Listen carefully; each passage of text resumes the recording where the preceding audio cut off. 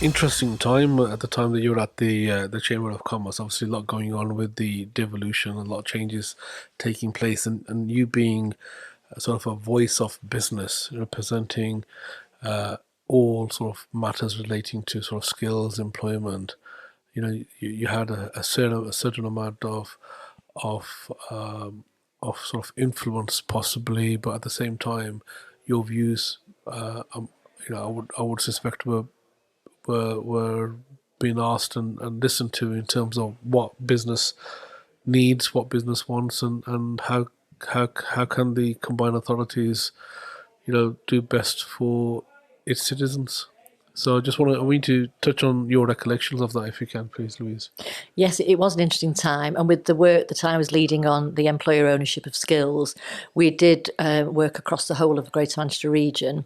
And that meant working closely with all the FE colleges and independent training providers from a skills point of view.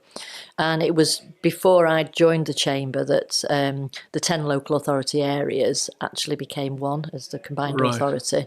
Okay. Devolution, and in its wider sense, took place gradually over time. Would you say that employers generally, I mean, I'm not pigeonholing or generalizing, but would you say employers are more receptive to actually having their say in these sort of conversations and debates about skills and employability? I think with every business it's different. Yeah. And when I was at the Chamber, it was clear which businesses really did want to get engaged and get involved. Yeah. And obviously the Chamber is an employer representative body, so it's the Yeah. voice of those businesses rather than the voice of the Chamber itself that was being shared across.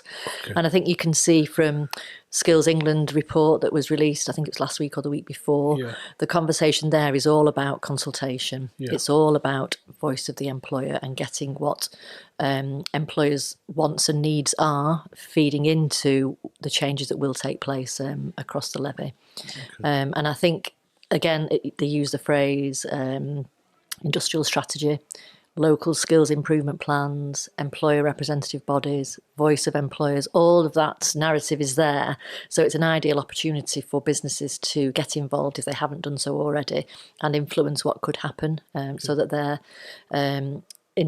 so that their organisations can benefit, and not just for their own organisations. When we're talking to government, we're thinking more broadly. We're looking at co-op, we're looking at business, we're looking at community, we're looking at social value and social mobility.